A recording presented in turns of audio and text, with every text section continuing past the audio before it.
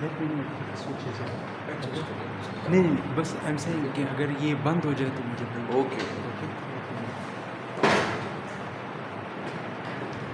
Okay, guys, so let's get started with the same topic which we left off previously, and that was kern of a section.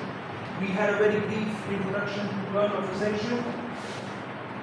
Today we will go look into it at a bit greater depth. So, kern of a section. First of all, let me tell you, what is that thing? What is that scenario? What is that case where we feel the need for kern of a section? Now, in structures,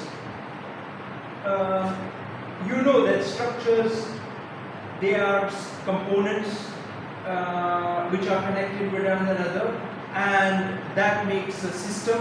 You call it a building system, and that building system, the loads actually from the air goes to the ground. Okay, so in the foundation. Now, we know that soil is a medium which takes that load and transfer it at a wider area. Now, soil is a medium which is very good in taking compression load. Okay, soil can't take any tension load. So you pick up a soil, you can make for example a cube out of it, and then you can see you can apply some load on it. Yes, it will crush. But depending like what type of soil we are talking about. So I'm saying that you can take a mold, you can make a small mold of it, and you can compress it, and it will take compression load. But if you take the same soil and you try to apply tension load, it won't take any load. Okay, so why? Because soil is made up of particles which are contacting against one another. Okay, so if we put some soil in some confined space, or if we have got a ditch or any mold and we put that soil, we can apply a lot of load on it. Okay, which means not allowing the soil to move out. Okay, so you confine it and then you can apply a lot of load on it. But if the same confined soil, you apply any sort of tension load, that won't be able to be taken by the soil. So soil, in other words, what I am trying to say is soil normally takes load in compression. Okay, it's very good in compression. So from our foundations, the best foundations are those which takes compression. Okay, or in other words, which are bearing onto the soil. So this is, bearing. Okay, so if I apply load like this onto the soil, or in other words, if this is my foundation, and my palm shows the foundation, and this is for example a column or a vertical member, I would like to this column to be applying the load onto the soil in compression, which you can see like this. If there is a lift off, that lift off the soil is not able to take. Okay, so we can say that tension load are normally not good for soil, and you have to then take some other extra measures to apply tension load. Okay, to take that tension load. Like for example, you have to provide anchorages. Okay, you have to anchor that soil. By anchoring, we mean like for example, if you hammer a nail into a wall, okay, and then you try to apply tension load, because of the friction, the nail is able to take some load, isn't it? Because so similarly, you can do that type of anchoring in the soil also. Okay, you can have a big piles or big nails which are hammered inside the soil, and then it can take that load. But that is very expensive. So the best soil, the best structure is that structure which only transfers tension, compression.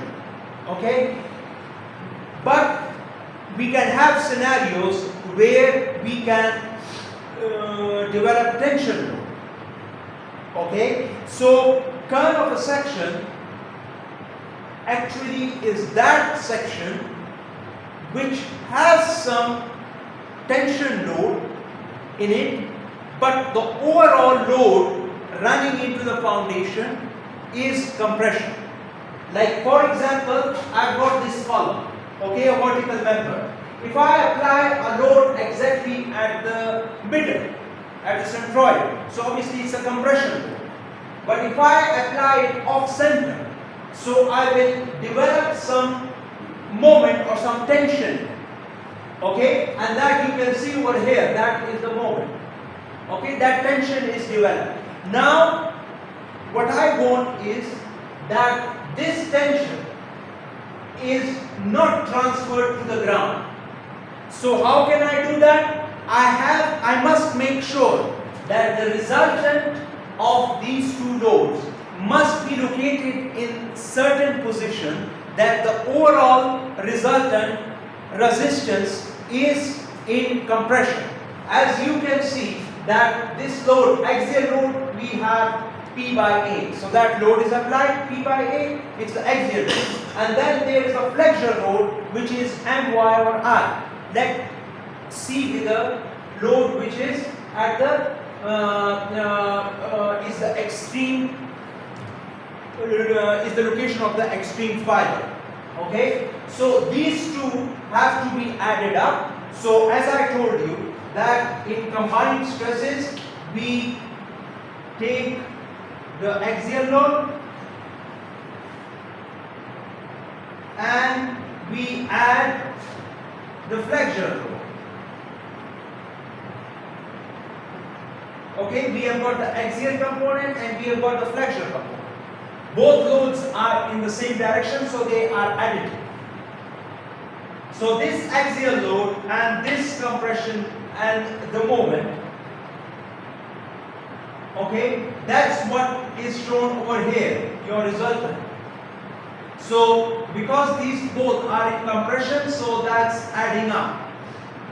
And over here you have got one in compression, one in tension, and that is reducing the effect of the compression. So in other words, this area, this is the place where you can develop tension. Okay, and how can we overcome that tension?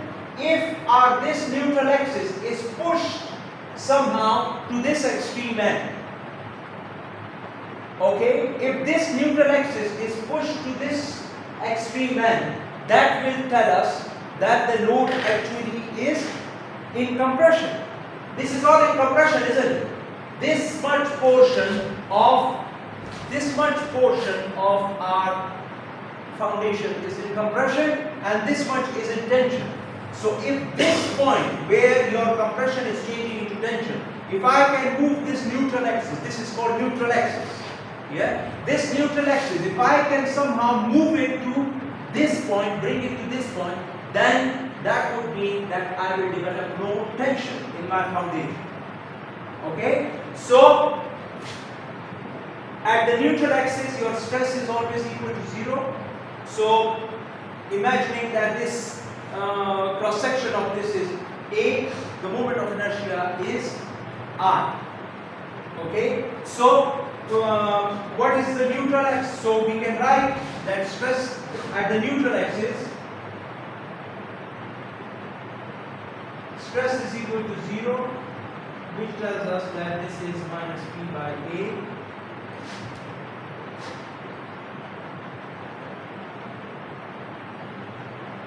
So there is some negative sign. Sorry? This is I have just written in a German form. I'm saying that this is minus and imagine this is minus. So I will adjust this minus by putting this minus. Or either I can make this plus. Okay? These both effects must cancel each other. So what I can do is, I'm saying that I can write this in German form. Okay? And then use y as positive. So this, when I put anything over here, that I consider as, negative. Anything in this direction is negative, so automatically this will become positive. That's what, I mean, I can either put minus P by A and plus. Okay, and then I have to put my y as plus. Okay, or either I can say that my y range in this direction is negative and just write one general equation, which is this one. So, and y is negative when I'm over here. Okay, so that's what I've done. So, I mean, this is minus p by a is equal to minus my or I, and that will become minus p over a minus m is p times e, as you can see.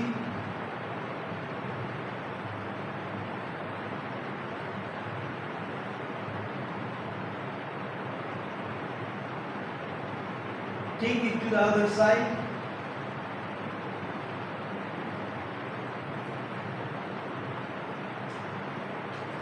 So y is equal to this p will cancel out with this one, and we will get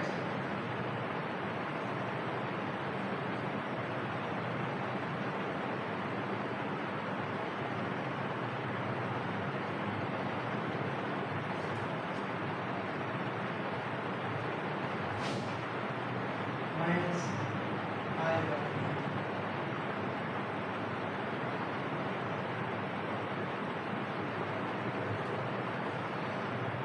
Okay, or in other words, as I said, why you have to move in this direction.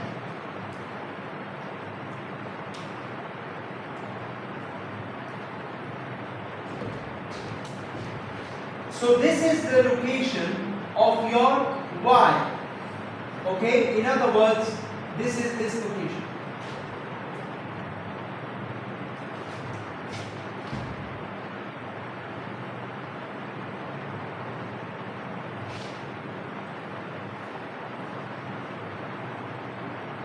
This is, which is equal to I by a divided by the eccentricity e, and that is the value of y. Now, in this one, what you can also do is that you can put the value of y as this one. Okay, which is, imagine this is my c.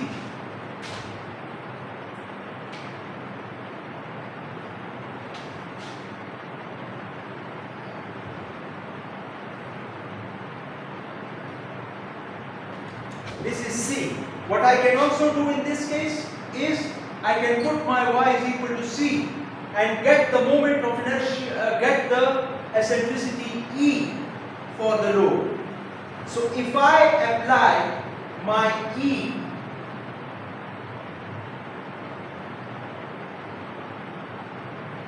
in accordance with that, so let's put it.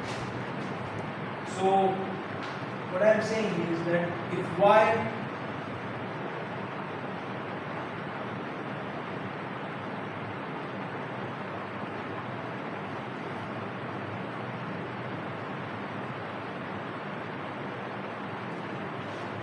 is equal to minus c, because as I told you that this is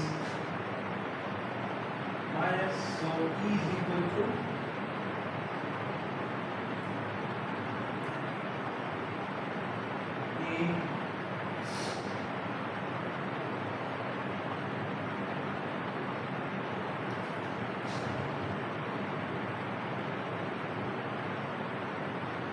AC by I. Is it right? AC by I. Now, what is A? Imagine that this is the cross section looks like this.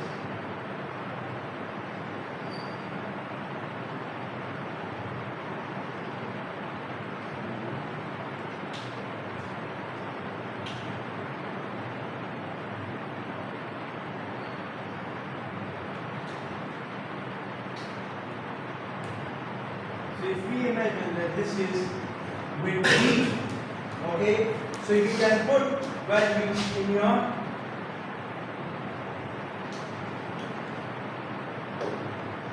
E, which is A, which is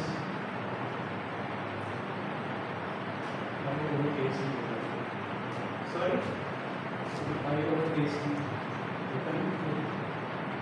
I'm saying E, yes. E is equal to I, yes.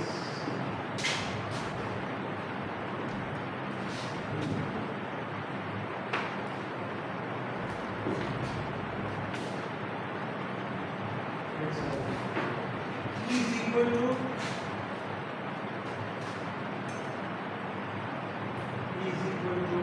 I over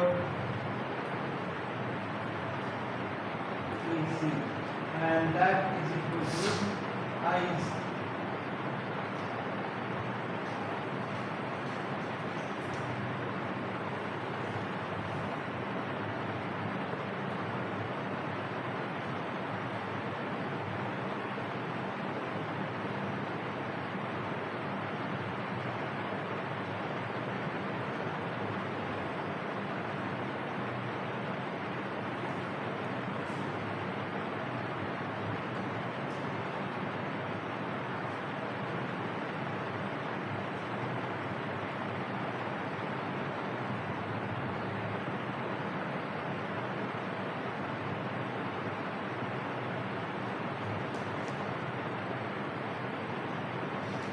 okay. So what I have done is, this is 2c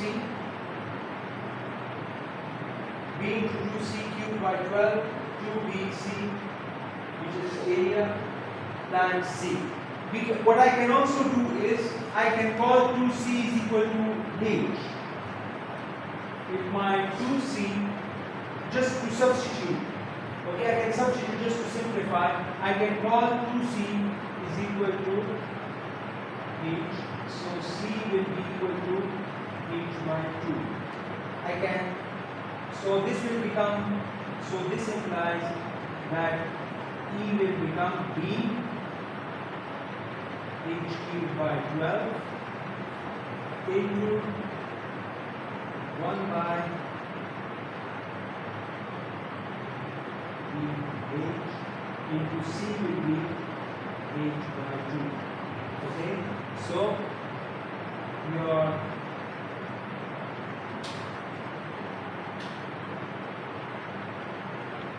this will be cancelled, b will be cancelled with this, and we get E is equal to h by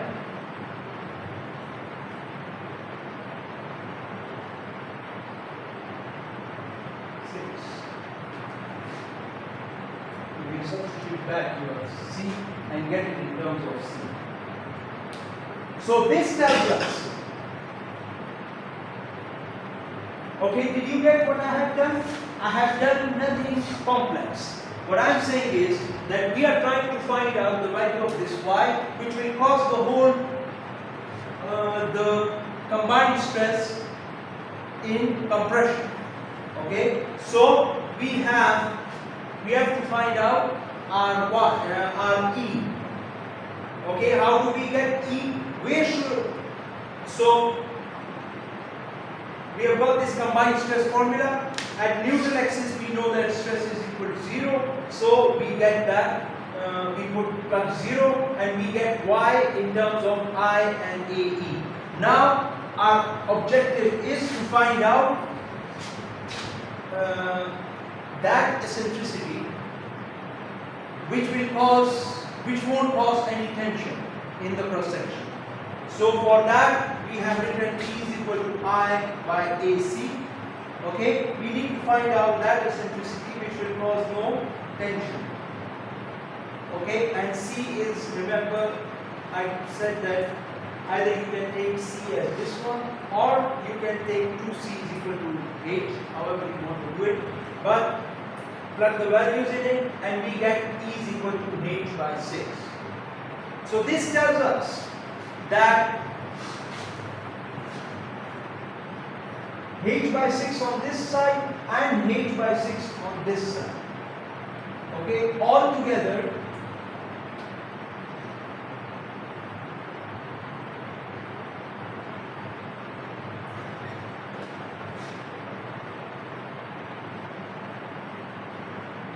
and y is equal to h by 6 plus h by 6, which is h by 3. At y is equal to, or this is not, y is in one direction. Okay, so at this length, h by 3 in this direction, and h by 6 in this direction and h by 6 in this direction. If you place your load within this region, you will always get compression. That's what this is saying. So that's why I'm saying that h by 6 in one direction, h by 6 in another direction, you get h by 3. So this whole length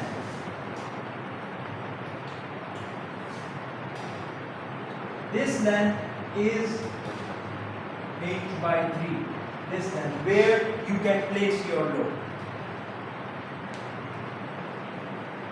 So that is the kern of a section. Within this kern, if you place your load, then you won't get any tension. Okay? Now, in the case of 2D, it's the same thing. Okay, nothing different. So, as I've done over here, I will write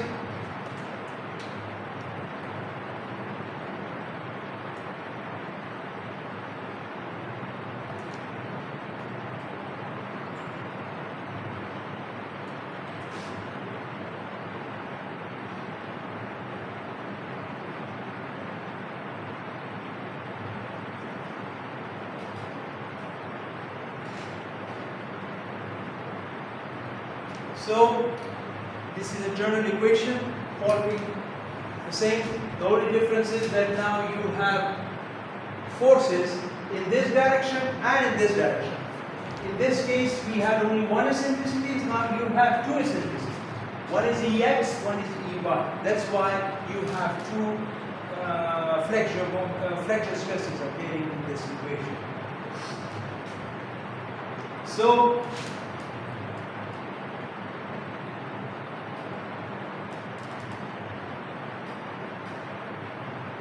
Mx is equal to P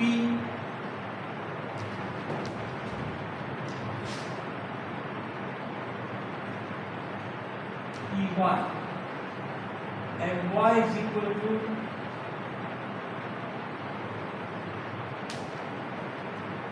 Pex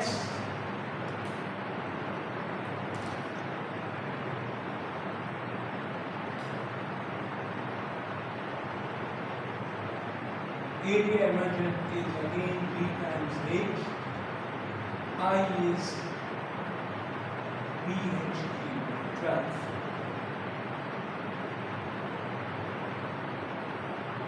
Okay, so plug the values. 0 at the neutral axis is equal to minus P by A minus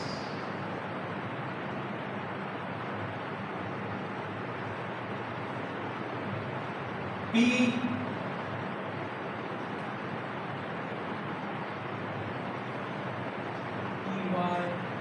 into y over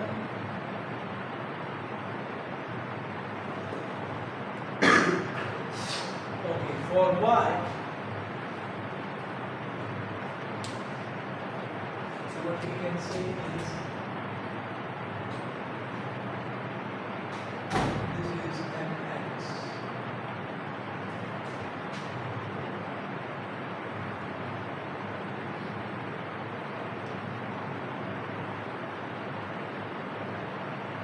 and this is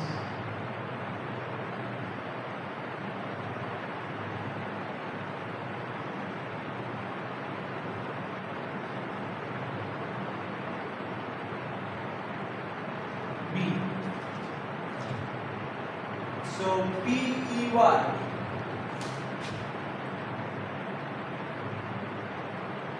Okay, so this will be HPQ by 12.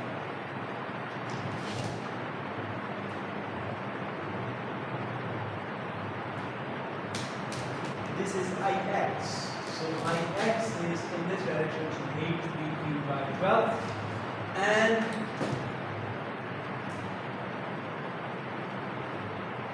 P times EX into X divided by P HQ by 12.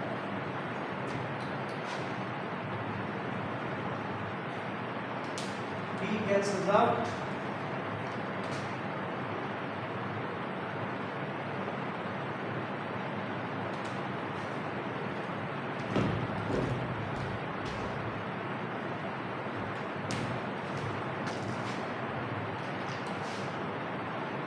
Instead of A, I can write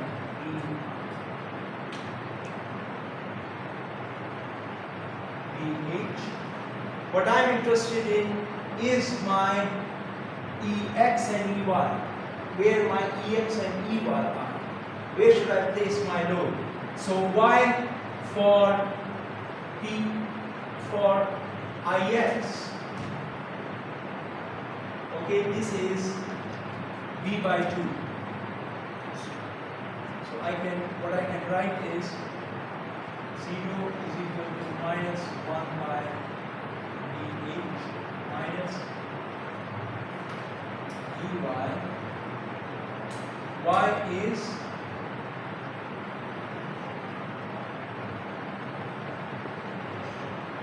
V by 2.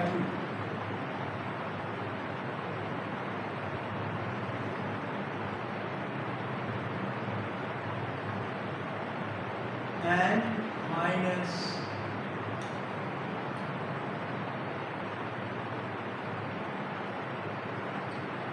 EX into X is H by 2.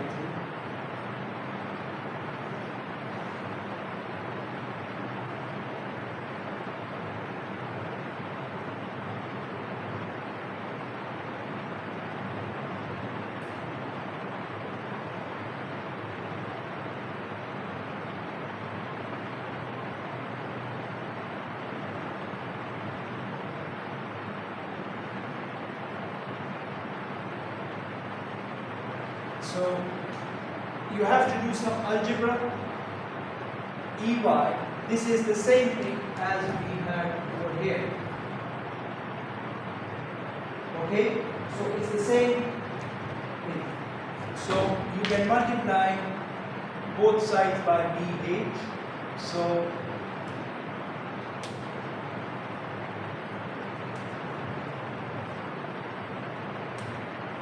this BH will cancel out, this B and BH1, this H will cancel out, and you will get only B. And similarly, this H will cancel out with this one and BH. So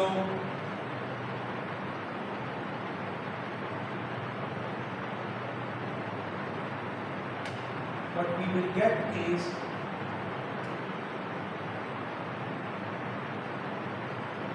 minus EY divided by B by 6 minus EX divided by B by 6 is equal to 1. And what is this telling us? If this is positive, both are negative, so that's telling you that there is a region in here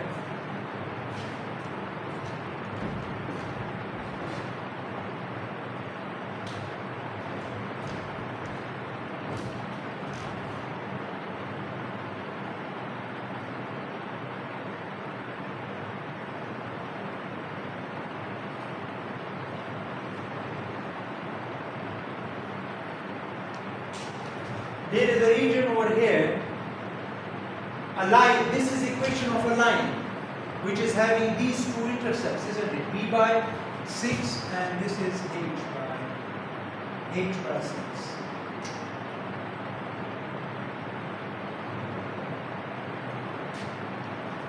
Okay, so this is telling you that there is a region over here. Okay, this is the equation of that line. So you should put it, you shouldn't cross that line. You can do the same exercise for if you place your load P over here and you will get another line like this. You can do the same exercise for placing the load over here and you will get another line. So essentially you will get this parallelogram and you have to place the load in the middle of this parallelogram in order to ensure that no tension is developed in your cross section. So let me repeat what we have done in the case of 2D. We are saying that our load is now applied at a distance Ex and Ey from the centroid. So we have a flexure, we have a combined stress equation P by A minus Mx y by Ix minus My x by Iy. So because we are trying to find out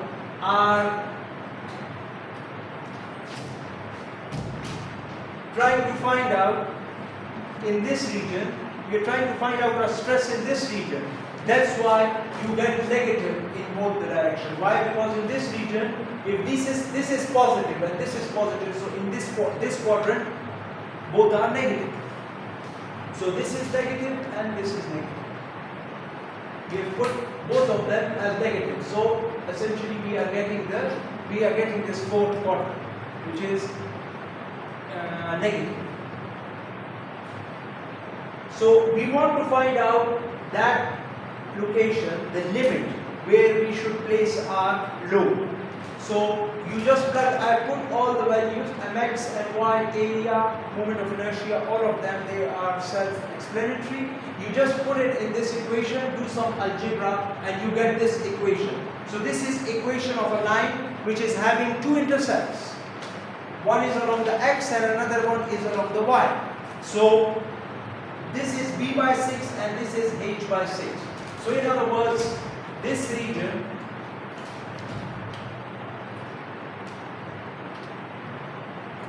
so if this is your x and this is your y, b by 6 is this one, so this is your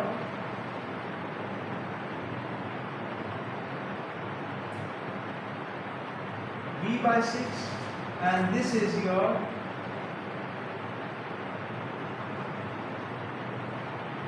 h by 6. So b by 6, h by 6. So you shouldn't cross this line. It's similar to what we had over here. Okay, we got h by 6 and I told you that we should apply the load in this region which was h by 6. Okay, so h by 6 in this direction and they will be, and then h by 6 will be in this direction also. How can we get that? If we place this load, if our E is in the other direction, then we will get another h by 6, which is in this direction. Okay, so what I am saying is that this load can be placed either to the left or to the right of the neutral axis of the centroid. Okay, if you place it to the right of the centroid, then you get h by 3. You get h by 6. Okay, and if you place this load to the left of the centroid, you will get another h by 3. So altogether, if you add them up, you can place, this is the region where you can place the load. Okay, so that is the region where you can place the load, and you will be and you can rest assured that the whole cross section is under compression. Now in the 2D,